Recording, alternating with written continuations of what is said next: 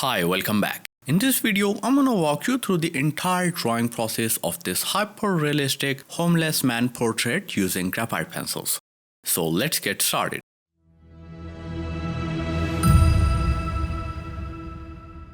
As always, these are the art supplies I'll be using for this drawing, and you can pause the video right here to note them down. I'm using this premium 350 GSM paper by Gruppo Coordinons, and the drawing portion area is 18 x 20 inches. I drew the outline using grid method, and you can find the detailed step-by-step process from making the grid to outlining on my Patreon profile. Link is in the description. So before moving on to the shading process, as always, I'm masking the edges of my drawing paper using a masking tape. It will avoid spilling of graphite over the borders. Okay, so first of all, I'm shading the background using 8B graphite powder with a bigger size dry brush. If you don't have a graphite powder kit, you can make one at home by watching this video from the cards. Notice that I'm moving my brush in circular scribbling motions to achieve smooth and even background. For the nooks and corners, I'm shifting towards my medium sized dry brush for better coverage and control. Moving on to the forehead portion, and as always, I'm darkening the directional lines first so that they don't disappear in the future shading and layering process. I'm using an 8B graphite pencil and carefully going over the whole forehead portion while keeping the pressure low on it. Now it's time to add a base layer, and I'm using an HB graphite powder for this purpose. I'm using a bigger size dry brush and carefully adding this layer in circular motions to achieve even base. Then to create a 3D base, I'm layering graphite using a medium-sized dry brush by using the same HB powder for relatively lighter areas. And for the darker areas, I'm shifting towards the 8B graphite powder and carefully going over the direction lines to shade the required portions. Okay, so as the base layer is done, let's move on to the texturing and detailing process.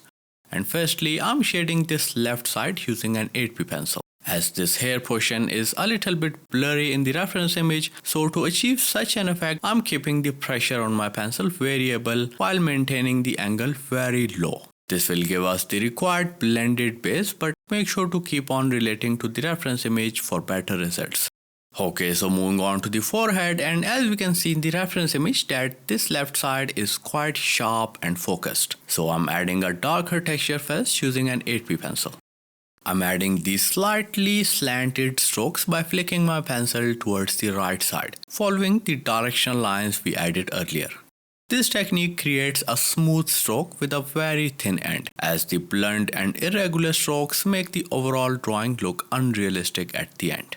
I'm repeating the similar process for the rest of the left portion, but changing the direction of these strokes depending upon the area I'm working on. And by the way, you can get access to our premium content and support this channel through Patreon. You can sign up through different membership levels and get access to all the outline and grid references, etc. We have an ever-growing library of hundreds of exclusive and real-time tutorials. And you will also get access to 4 new tutorials every month. You can also post your artworks in our active community of patrons and participate in our weekly critique sessions where I give my honest and positive critiques on your artworks, so you can improve your skills and get better with your drawing. Visit the link in description and become a premium member today. As the darker texture in this portion is done, let's move on to the detailing of hair. When we look at the reference image, we can see that this portion is a little bit blurry. So I'm using my perfection eraser and picking up the excessive graphite from the respective areas. The perfection eraser is the best tool to add bright yet blended highlights, which are perfect to create blurry texture. When the softer highlights are done, it's time to make some strokes bright and prominent. So I'm using my flat tip mono zero eraser to add strokes in between and over the previous ones. And this will immediately make the texture look 3D and realistic. I'm going back and forth with my tools to achieve the desired highlights and shadows. Moving on to the forehead portion, and this very left side has blurry texture. So I'm adding a mixture of slant strokes and dots using a sharp tip perfection eraser. I'm keeping the length of these strokes random, as too much uniformity takes the essence of realism away. Okay, now it's time to add the bright texture, and I'm shifting towards my mono zero eraser with a flat tip. I'm adding small strokes in between the darker ones after carefully analyzing the reference image. Notice that I'm adding a mixture of dots and strokes of variable sizes.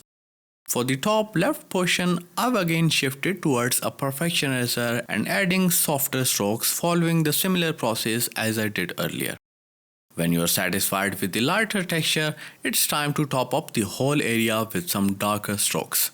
And for this purpose, I'm using my 8B pencil and going over the previously added darker strokes very carefully. This will make the whole area look connected and 3D, just like this. I'm also adding smaller strokes and dots in between and over the lighter texture to match it with the reference image. To blend the sharp edges of the texture we added, I'm using a blending stump and going over the required areas with a lighter pressure. And then shifting towards the smaller size blending stump for the targeted blending of intricate details. I'm repeating the similar process for the rest of the left portion. Now as we move towards the frown area, the texture becomes less sharp. So I'll be starting with a lighter texture first. And I'm using my sharp tip perfection eraser to add these small slant strokes. Notice that I'm carefully changing the direction of these strokes to mimic the folds and to match it with the reference image. When the softer highlights are done, it's time to add brighter ones. And I'm using my flat tip mono 0 eraser for this purpose. I'm adding small strokes over and in between the previous ones, mainly focusing on the right side of the forehead. And this will immediately add dimensions to the whole area. Make sure to keep your mono 0 eraser clean and sharp at all times during this entire erasing process. You can rub it vertically on a sandpaper and you will achieve sharp corners all around the tip.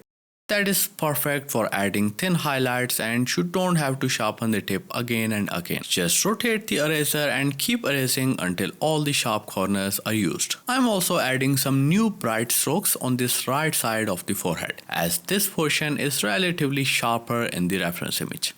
You can always go back and adjust the texture or highlights until you are satisfied with the final results.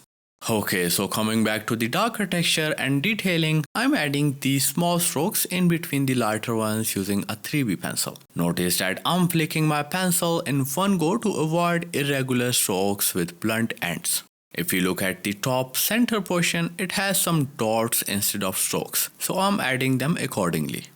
As we move towards the right side, the texture becomes sharper, so I'm adding strokes with relatively higher pressure to mimic such an effect. Layering is very crucial while working on such hyper-realistic drawings, so I'm layering and adjusting highlights or texture where required. For the frown lines, I'm repeating the similar process of adding darker texture in between the lighter ones first using a B pencil and then fine-tuning it afterwards using a mono 0 eraser. I switched towards the 8B pencil because the texture here is a little less prominent and sharp. You can adjust some of the strokes by layering darker ones over them using a 3B pencil. Make sure not to overdo these details as this will make the whole area look one-toned. I'm adding some final touches over the whole forehead using my erasers. Okay, so before moving on to the eye, first of all, I'm darkening the left hair portion using an 8B pencil to give the whole area a pitch black base. Now, like I always do, I'm darkening the directional line using the same 8B pencil. Notice that I'm using my favorite pressure technique in which I keep the pressure variable on my pencil and maintain a low angle to achieve desired tones and shades where required. For the portion near the inner corner, I'm adding some textural lines along with adding a base layer. I'm applying higher pressure on the areas I need darker base and then reducing it as I move towards the lighter portions. This creates a perfect 3D base with a smooth gradient. I'm repeating the similar process of darkening the direction lines first and then adding a base using pressure technique in this whole left eye and ear portion. The background near the ear is not pitch black, so I'm using 8B graphite powder with a medium-sized dry brush. I'm carefully layering the graphite and filling in all nooks and corners to achieve a pitch black and smooth background. For the rest of the ear and eye portions, I'm lightly layering graphite only in the areas which are relatively darker using the same medium-sized dry brush. Notice that I'm also using the same brush but without powder in between the layering process to blend this previous layer as well.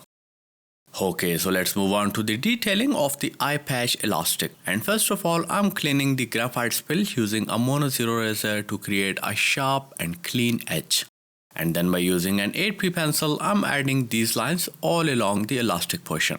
I simply eyeballed the distance and added these lines and then extending them left and right respectively to create a pattern of elastic, just like this. Okay, so let's start the highlighting process, and I've kneaded my eraser into a round thin tip. And now I'm tapping it over the required areas to pick up the excessive graphite. Never use back and forth motion with your kneaded eraser to lighten the areas. It will make the whole area look patchy. I'm also lightening the higher portions of the ear to create a base of highlights. Now to fine tune this base highlight and to make it more even, I'm using my perfection eraser and going over them very carefully.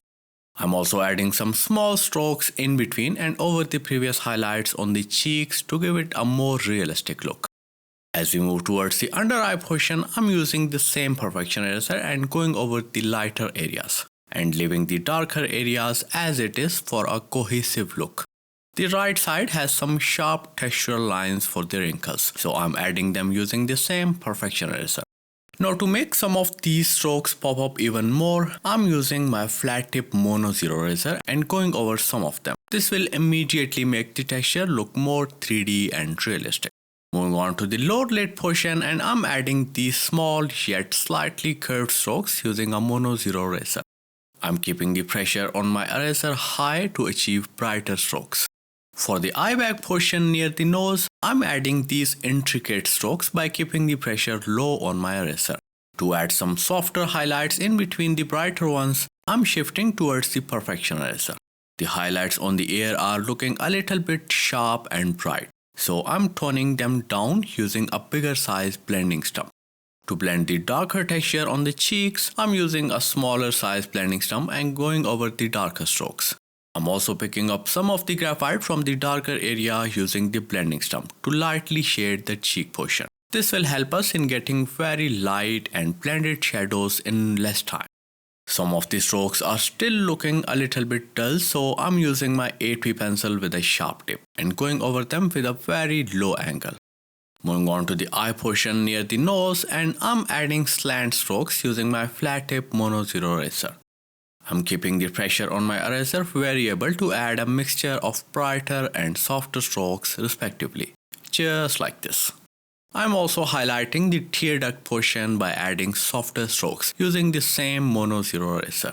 Now to adjust the thickness of these highlights, I'm going around them with my 8P pencil with a medium pressure. Okay, so let's make the eye shiny, and first of all, I'm adding this curved line all along the lower lid using a flat tip mono zero eraser. And then by using perfection eraser, I'm adjusting the lower lash highlights by adding some softer ones to create a perfect gradient. I'm also using the same perfection eraser to add the softer base of highlights on this left side of the eye. Notice that I'm keeping the pressure low on my eraser while working on these wrinkles to add a highlight which is bright from the center and blended from the edges. Now as the rest of the portion has sharp texture and highlights, so I'm shifting towards my mono zero eraser. While moving towards the nose, I gradually increase the length of the strokes along with changing the direction to achieve the desired texture. I'm repeating this similar process for the upper eyelid as well. Moving on to the next portion, and I'm firstly lightening the sclera using a perfection eraser. I'm also adding sharp curved line along the iris, and this will immediately make it look 3D. When the softer highlights are done, it's time to add brighter ones using a mono zero eraser. While adding these highlights, I noticed that some of the softer highlights are still missing, so I'm adding them using my perfection eraser. Coming back to the mono zero eraser highlights, and I'm going over the lower eyelid, mainly focusing on the center to make it pop up even more. Just like this. I'm repeating the similar process of adding small slant strokes using a mono zero eraser, just like the way we have added on the forehead portion. I'm also going over the eye patch elastic highlights to make them pop up a little bit more. During this whole highlighting process, some of the darker shades faded away, so I'm adjusting them using my 8P pencil. I'm keeping the pressure low on my pencil and only increasing it for the areas where I need a darker layer. By using the same 8B pencil, I'm adding the required darker strokes in between the lighter ones by maintaining the low angle on my pencil. The dark and light contrast will immediately make the skin texture look shiny and 3D. For the eyebrow hair, I'm adding straight strokes using the same sharp tip 8B pencil, but keeping the pressure and angle high on it. I'm flicking my pencil in one go to add these intricate strokes. Okay, so to add some depth in the eye patch elastic, I'm shading the left portion using an 8B pencil. Notice that I'm keeping the angle and pressure low on my pencil to achieve the perfect gradient. I'm also darkening some of the darker lines in between to give the elastic a more realistic look. Now it's time to further fine-tune the eyebrow highlights and texture, and I'm using my Mono Zero Eraser for this purpose. I'm carefully going over and in between the previous lighter strokes to make them more realistic. When these highlights are done, it's time to make the whole eye portion more shiny, and I'm using my electric razor to add the brighter strokes where required. Okay, so moving on to the eye patch, and as always, I'm darkening the darken lines first using an 8B pencil. I'm also shading the required areas using my favorite pressure technique to create a 3D base. When the pencil base is done, it's time to add and blend the 8B graphite powder layer, and I'm using my medium-sized brush for this purpose. I'm going over the area in circular motions to achieve a smooth layer without patchiness. When you look at the reference image, you can see that there are some horizontal texture lines on the eye patch. In my case, when I added the base, these lines were automatically formed due to the textured background under my drawing paper. And luckily, it made the overall process easier for me. But you have to incorporate these lines to achieve the required texture, just like the reference image. Okay, so for the darker areas, I'm again shifting towards my 8B pencil and adding shadows and contrast where required. When the darker base is done, it's time to add highlights and texture, and I'm using my perfection eraser to create a base of highlights. I'm adding this straight line all along the border of the eye patch, and then creating a gradient by reducing the pressure as I move downwards, just like this.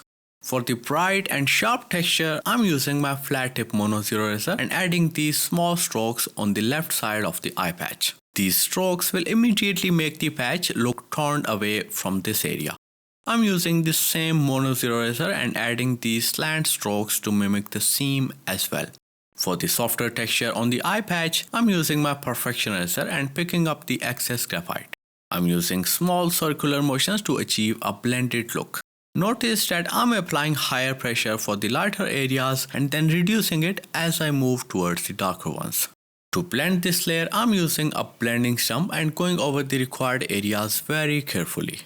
Okay, so now I'm using my sharp tip electric razor and adding a mixture of small dots and strokes to make the left seam more shiny and 3D. For the center of the eye patch, I'm adding these intricate highlights using my flat tip Mono Zero Eraser. Okay, so moving on to the cheeks, and as always, I'm adding a base layer using an 8B graphite powder. Notice that I'm layering the graphite powder on the darker portions first with a medium-sized draw brush, and then using the excessive graphite and blending the whole area using a bigger sized draw brush. It will add a lighter base to all the required areas along with blending the darker portions. I'm repeating the similar process of adding and layering graphite powder for the rest of the cheeks and nose portion to create a 3D base. Okay, so let's move on to the texturing process, and first of all, I'm adding these darker strokes using an 8B pencil after carefully analyzing the reference image. I'm adding these small wavy lines of variable length to mimic the required texture, as this portion is focused in the reference image. So I'm keeping the pressure and angle on my pencil a bit higher for the center portion and creating a dot, and then extending this dot upwards and downwards by reducing the pressure on my pencil.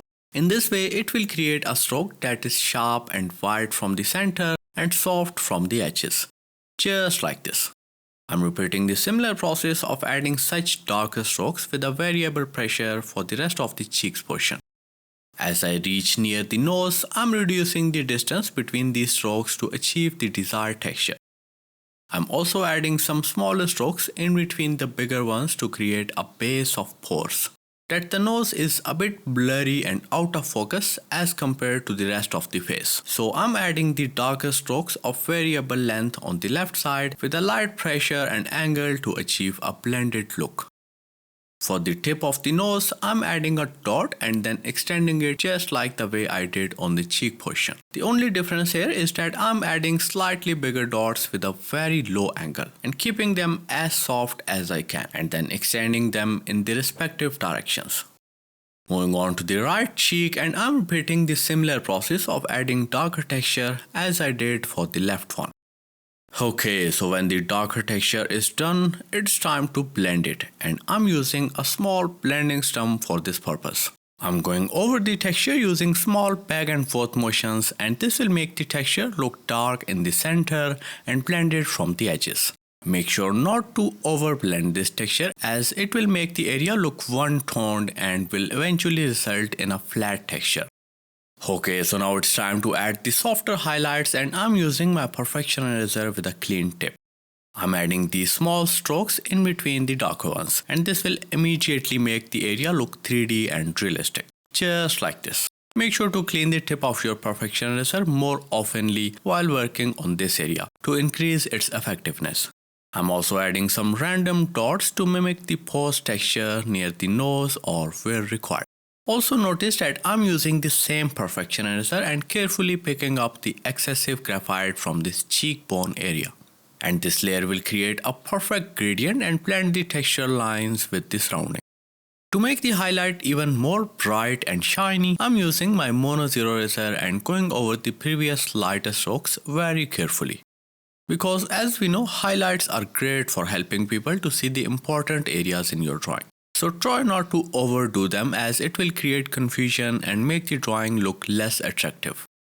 Okay, so moving on to the nose portion, and as we can see that the nose is a bit blurry in the reference image. So I'm adding softer highlights using a Perfection eraser.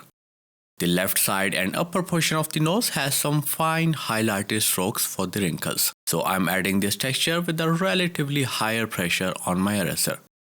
Now to blend the harsh edges of the highlights and to pick up some of the excessive graphite from the nose, I'm using my kneaded eraser. I've kneaded my eraser into a round tip and now dabbing it over the required areas.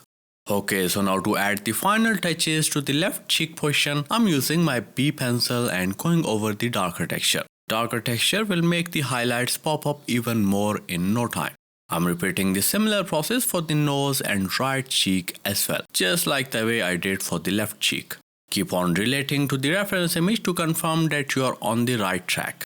And take your time while creating such a hyper-realistic texture, as one wrong placement can mess up the whole look of the drawing. This inner corner of the eye has a bright texture, so to mimic such an effect, I'm using my electric eraser and adding these small strokes and dots. And look how beautifully and shiny the texture has started to look.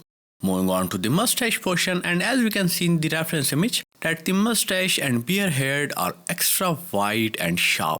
So I'm carefully indenting these hair strokes using a nail art dotting tool to achieve the required brightness. I'm adding these curved strokes and changing their directions and distance between them depending upon the area I'm working on.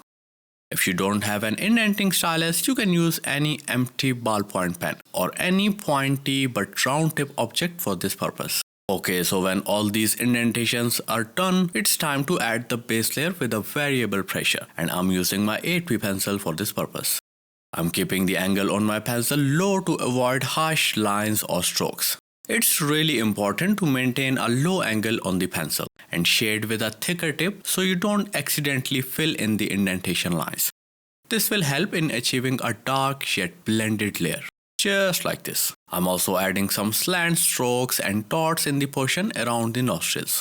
Okay, so now it's time to clean the spill of graphite from these indentation lines. And I'm using my flat tip Mono Zero eraser and going over the lines very carefully. This will help us in removing the graphite from these grooves or lines and making them pop up and appear brighter. As we are working on an almost pitch black surface, so make sure to clean the tip of your eraser more frequently to increase its effectiveness. Notice that I'm also adding some new but softer strokes in between the indented ones to give the area a more fuller and connected look. When all the indentation lines are cleaned, it's time to add some intricate strokes between the previous ones to give the whole area a connected look. Okay, so now adding the required depth in the darker area using an 8B pencil with a variable pressure. If you're not comfortable with pressure technique, then you can use your lighter or darker grade pencils respectively. For the lighter texture, I'm using my Perfection eraser and going in between the darker strokes we just added. I'm also increasing the pressure on my eraser and adding some brighter strokes and dots to give the whole area a more 3D look. Now it's time to add the final layer of highlights, and I'm using my Mono 0 eraser with a flat tip. I'm adding a mixture of small strokes and dots to make the previous ones more shiny and 3D. And to add the final touches to the mustache hair, I'm using my flat tip electric eraser and going over some of the strokes. This layer will make them even more bright, just like the reference image. Moving on to the lips, and they have a very prominent texture, so I'm firstly adding some directional lines for this texture using my 8B pencil. Notice that I'm changing the direction and distance between the strokes depending upon the area I'm working on. I'm also darkening some directional lines for the chin and left portion of the clothes.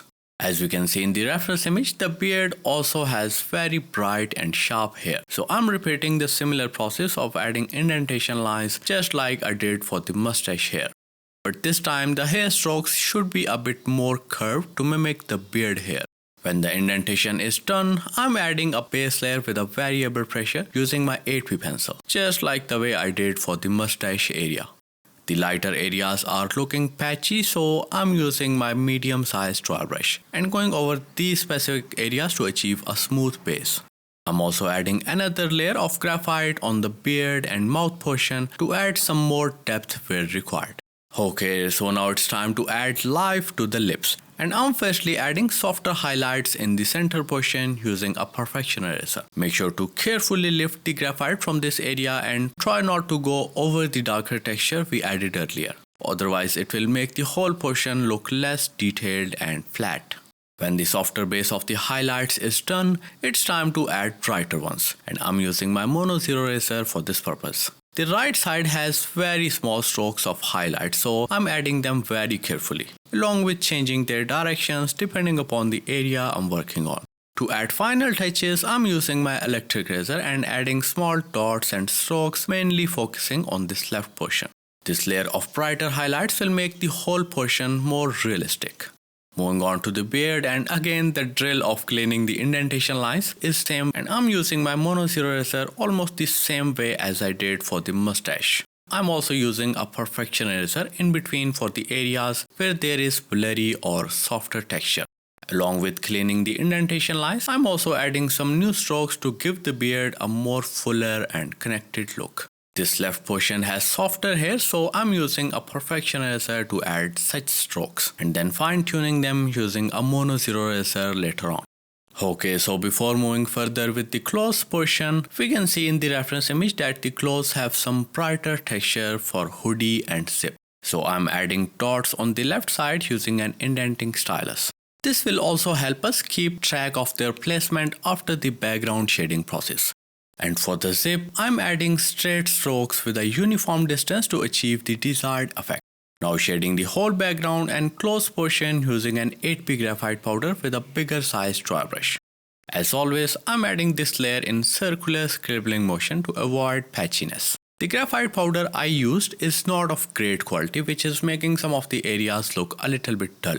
So I'm scraping my mini 8B pencil from the leftovers and using this fine quality powder to shade the areas which are looking dull to achieve the required pitch black shade.